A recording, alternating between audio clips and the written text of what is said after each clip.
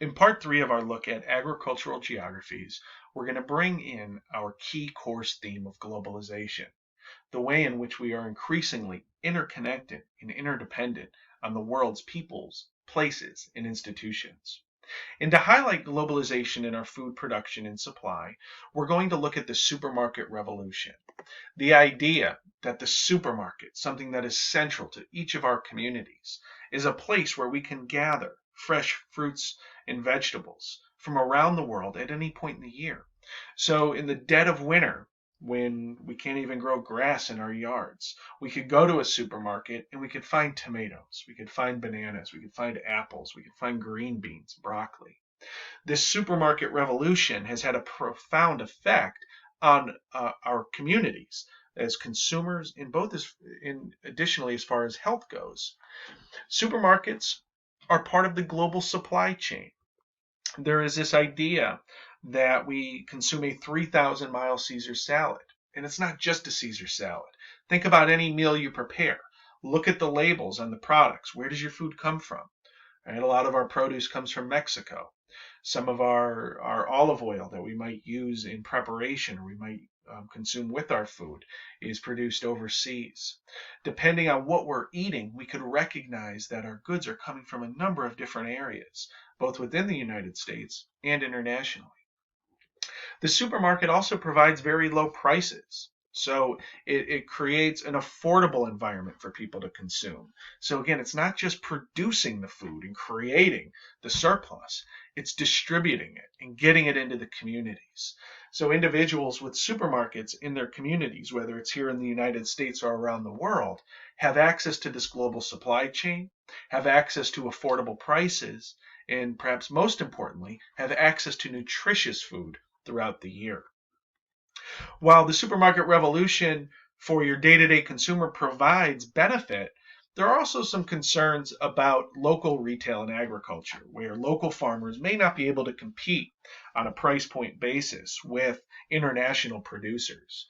So multinational corporations like Dole can send pineapples and bananas and other fruits into your local supermarkets, where local farmers won't be able to compete with that level of service, those products at certain price points. So for the most part, the supermarket revolution has had a profound positive effect on our communities. But if we look at things through an academic lens or we look at things critically, we do need to recognize that there could be some concerns as well. The supermarket revolution, which really began in North America and Western Europe, has spread to developing countries. So it's not uncommon in China today, particularly in the urban areas, to find supermarkets that reflect what we find in our communities at home. This table shows us the waves of supermarket diffusion. Again, think about diffusion, think about the movement of a phenomena over space. In this case, we can use supermarkets as our variable.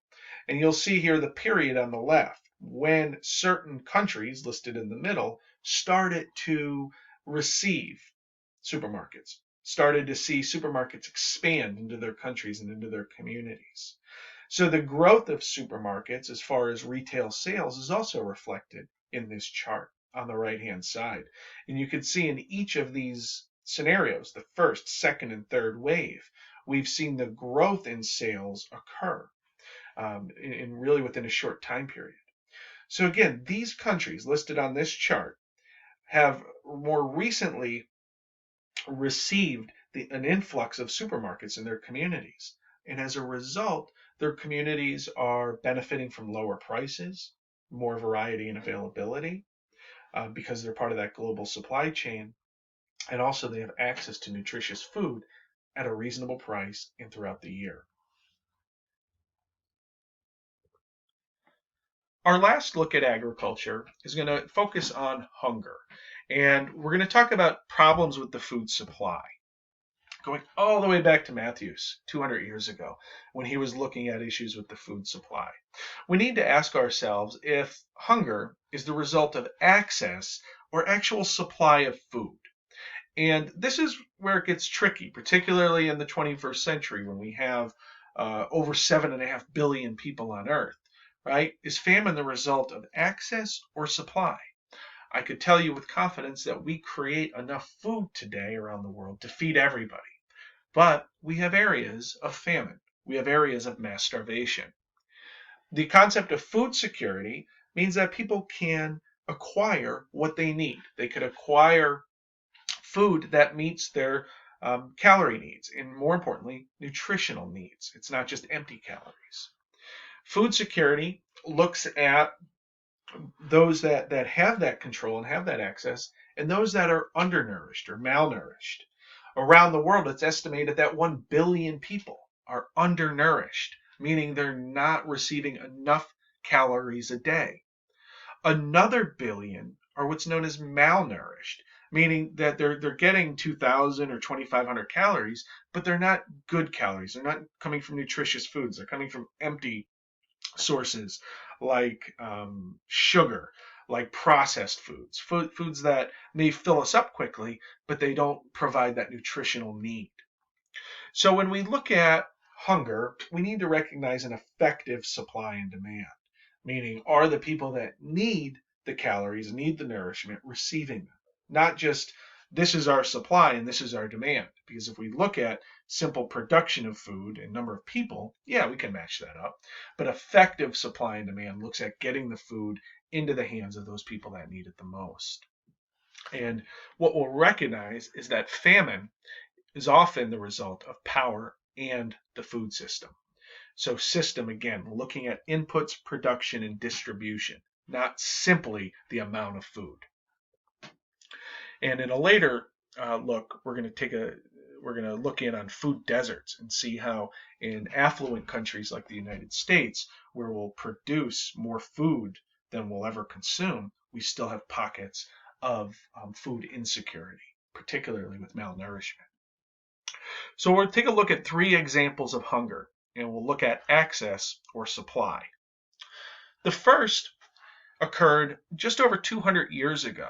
This is our first example of hunger. And in 1815, Mount Tambora, located in Indonesia, erupted. Indonesia is a country in Southeast Asia, as identified in the graphic on your screen. Mount Tambora, here's the remnants of it today, erupted. This was a massive eruption. This wasn't a regular eruption that you find year after year. This eruption put so much pollution into the atmosphere that it actually reduced the amount of sunlight reaching the Earth's surface. As a result, worldwide temperatures cooled. As a result, our growing seasons collapsed, and in some parts of the world never even were experienced. And we ended up with the subsistence crisis, meaning our supply fell.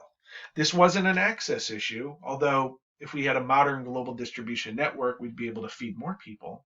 But we had a subsistence crisis. Because of this natural event, we had a shock to our climate, our short-term weather systems, and our growing seasons failed.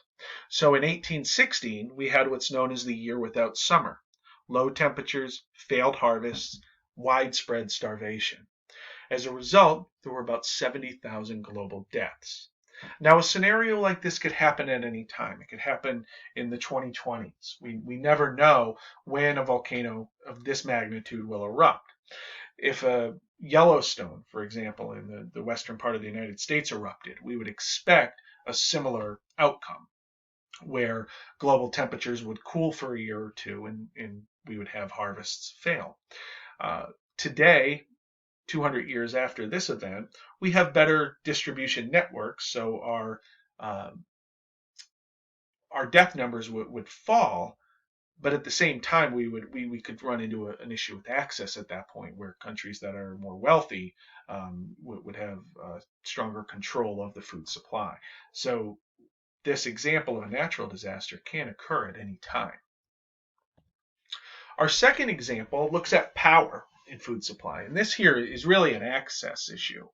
The graphic on the right-hand side of your screen looks at the population decline in Ireland in the decade between 1841 and 1851.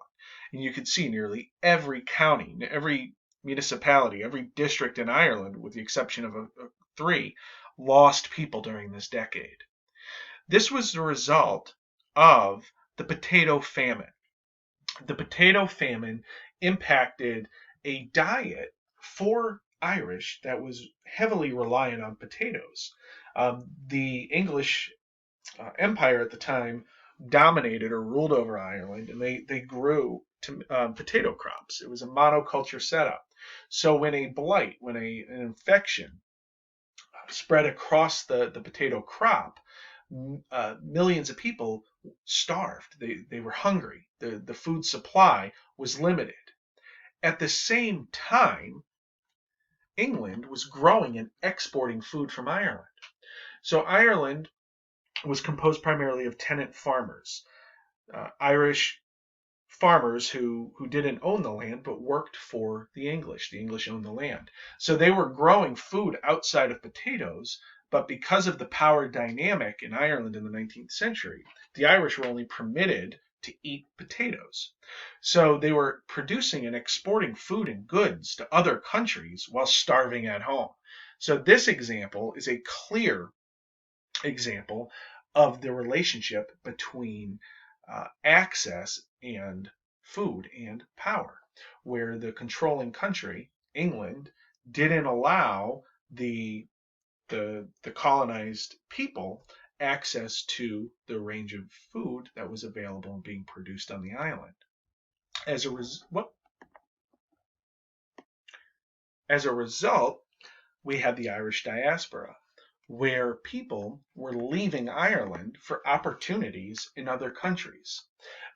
Many of these people left Ireland and arrived in the Americas. And the graphic on your right-hand side shows the population growth in Ireland and throughout Europe until about the mid-1800s, where then the Irish population collapsed, where Europe continued to grow. So it shows you that clear example between access and food supply, where the Irish population didn't have access despite a growing and available food supply for the rest of England and Western Europe. So this example again shows us some of the concerns between power and food supply. Images like this are still found throughout Ireland that refer to this event as a genocide by starvation. The idea that food was available but cut off, restricted from consumption by the Irish Catholic population.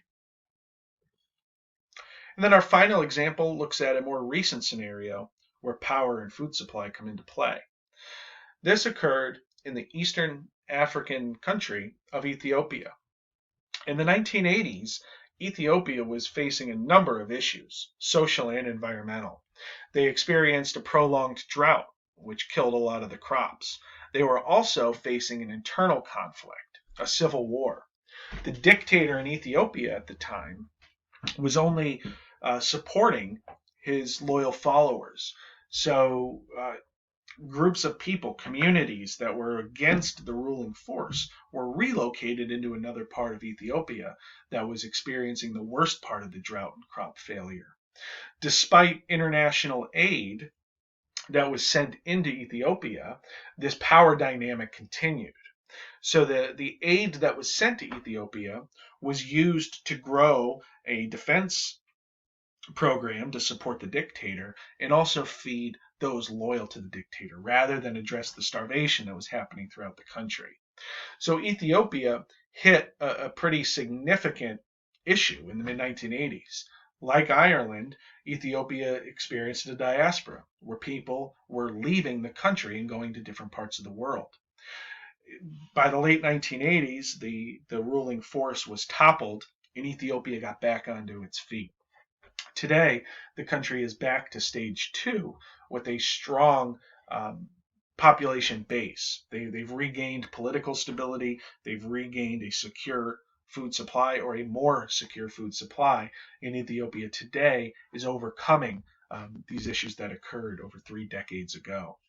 So again, when we look at hunger around the world, we need to recognize that we are producing more food than we could consume. But in parts of the world, food access remains an issue. And oftentimes that access reflects power dynamics, those who could control the food supply versus those who need it.